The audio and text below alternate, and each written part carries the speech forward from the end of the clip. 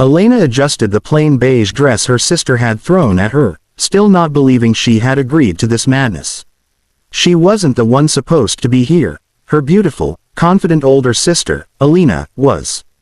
But Elena had begged her, insisting she couldn't possibly show up for this blind date with some CEO widower, who, rumor said, was too serious, too cold, and too boring.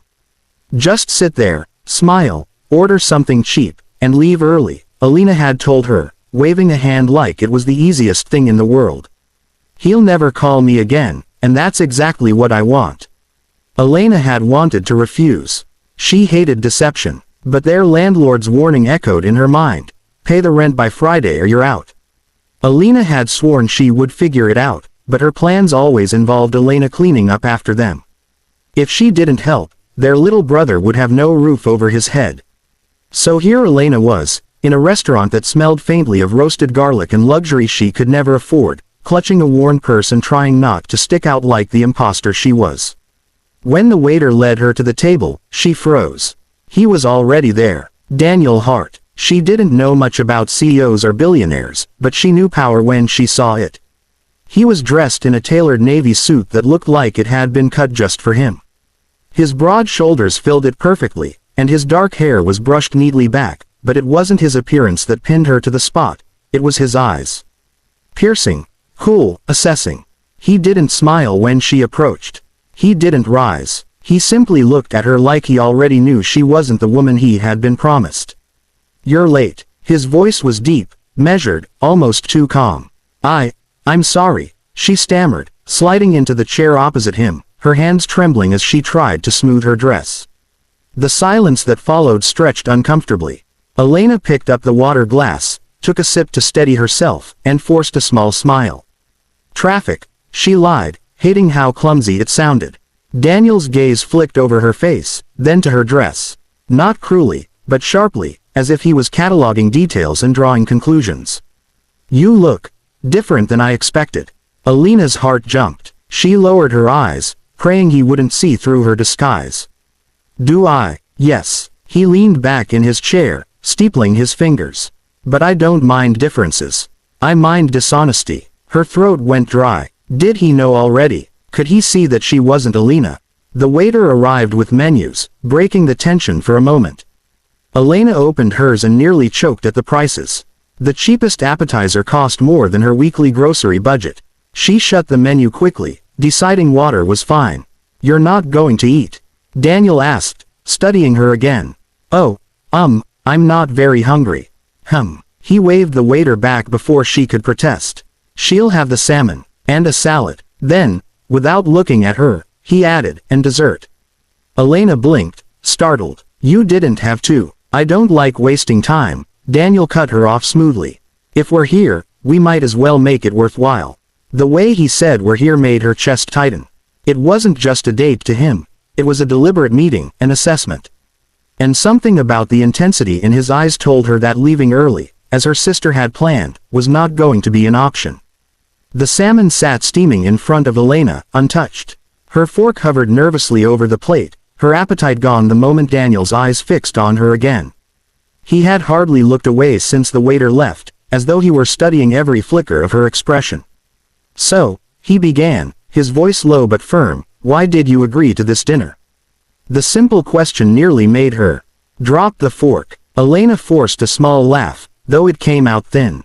Isn't that what people do on blind dates? Show up, make conversation, and see if anything clicks. Daniel didn't smile. That's what most people do. But you don't strike me as most people. Her stomach knotted. She shifted in her seat, her palms damp beneath the table. What makes you say that? His gaze dropped to her hands. For one, you're nervous. Terrified, even. I don't inspire that in women usually. They're either eager to impress me or eager to use me. You are neither. You're different. Elena swallowed hard, gripping the fork tighter. He was too observant, too sharp. It was as if he could peel back the layers she was desperately trying to hide. I'm just not used to this. She gestured vaguely to the elegant restaurant, the chandeliers sparkling overhead, the subtle clink of wine glasses around them. It's overwhelming. Daniel tilted his head slightly, as if confirming something he had suspected. So you don't normally dine in places like this? Alina's cheeks burned. She dropped her gaze, pretending to cut into the salmon. Not exactly. He leaned forward then, resting his elbows on the table. His presence filled the space between them, making it impossible to ignore him. Tell me, then, what do you normally do? When you're not being dragged into blind dates you clearly didn't want. Her heart stumbled. Dragged. The word pierced her, almost as if he knew she wasn't the sister who was supposed to be here. She forced herself to keep her eyes on the plate, praying her voice didn't shake. I work. Take care of my family. Nothing special. The silence that followed was thick, but not empty, measured. Daniel's stare pressed against her, heavy and unrelenting. Finally, he spoke. You're not like her. Alina's head snapped up. What? The woman in the photos I was sent, he said calmly.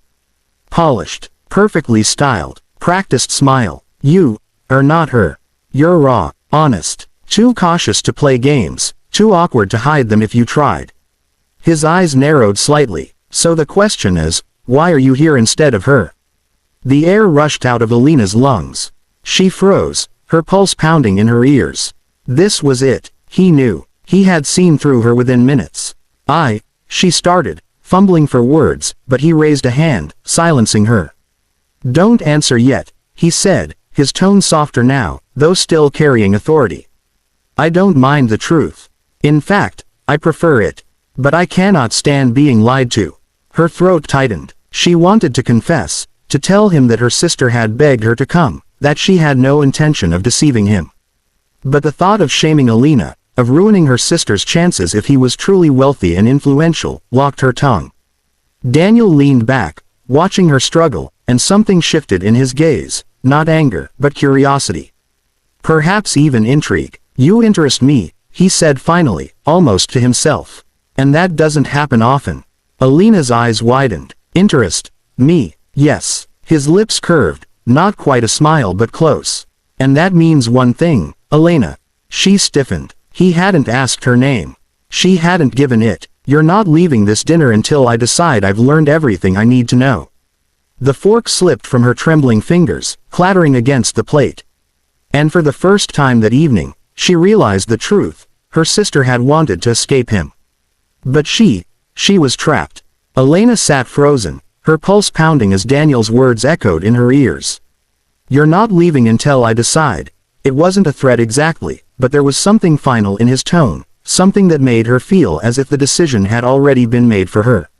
She tried to gather her composure, forcing herself to breathe evenly. You're very direct. I prefer clarity, Daniel replied smoothly, sipping his wine. I don't like wasting time with illusions. His eyes never left hers. And you don't strike me as someone who enjoys pretending either. Her stomach twisted. He was right. She was terrible at pretending. Every lie, every half-truth tangled on her tongue before it even formed. But she couldn't tell him the real reason she was here. If she admitted it, Alina's selfishness would be exposed, and the fragile balance of their family could shatter. She lifted her glass of water, hoping the cool sip would steady her nerves. You don't even know me. Then let me, he said simply. Elena blinked. What? Tell me about yourself. The real you. What you do, what you care about, what you want.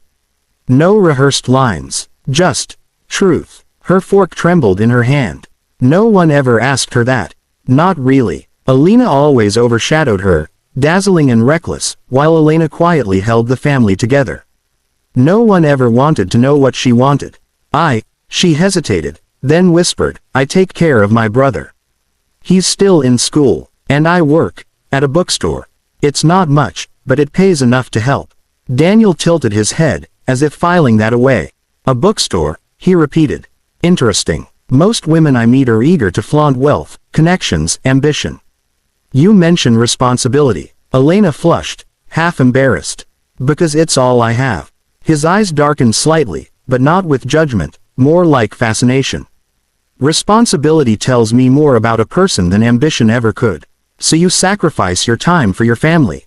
She nodded slowly. Someone has to. He was silent for a long moment, studying her. Then he leaned in, lowering his voice. Do they sacrifice for you? The question hit her like a knife. She froze, the words catching in her throat.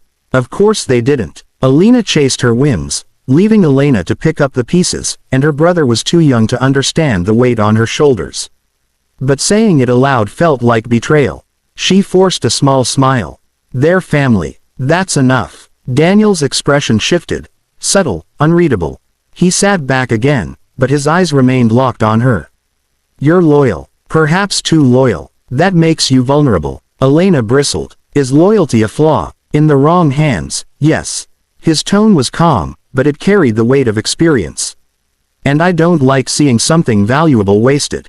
Her breath caught. Valuable. His lips curved slightly, though not in amusement.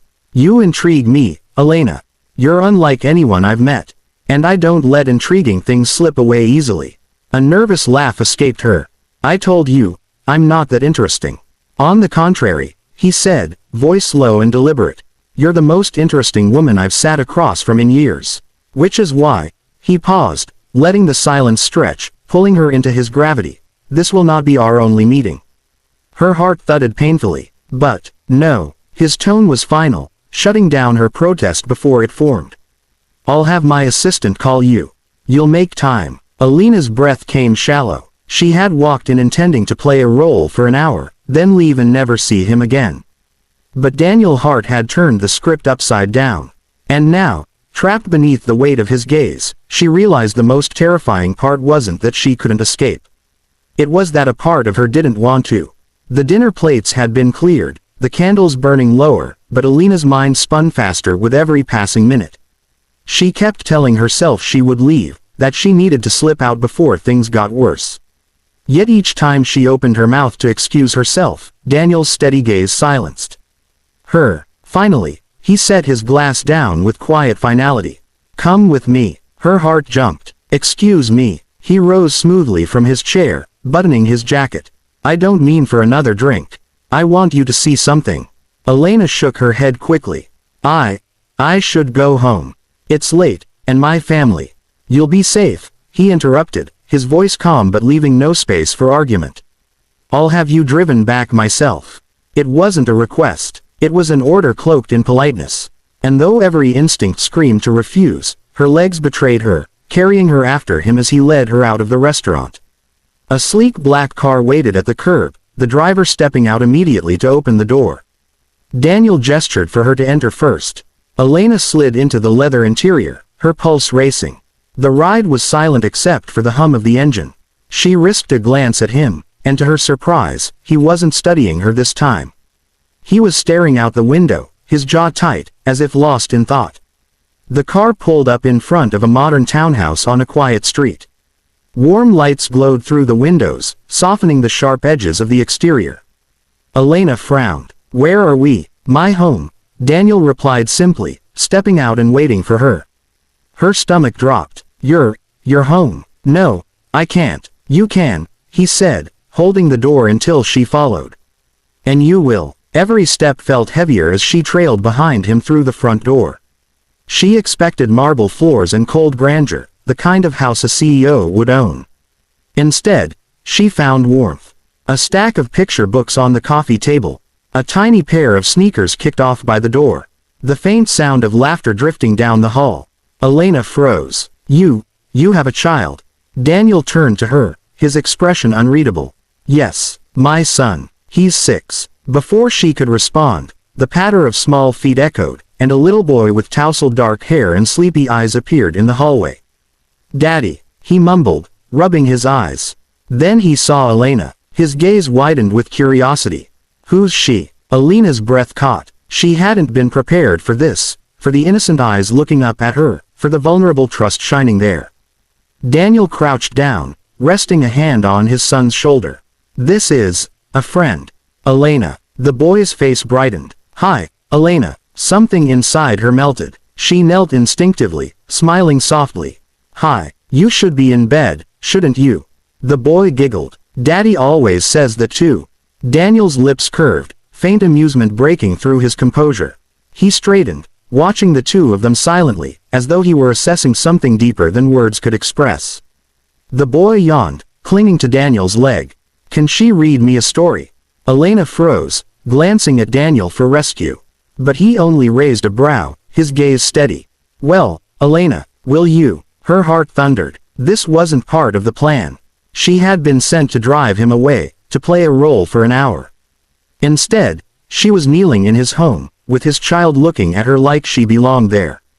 I'd love to," she whispered. The boy beamed, grabbing her hand and tugging her toward the hallway. Daniel watched them go, his expression unreadable, but his eyes, sharp and calculating, burned with a certainty that chilled her. He hadn't just invited her into his home. He had pulled her into his world. And she knew, deep down, that Daniel Hart did not let go of what he claimed.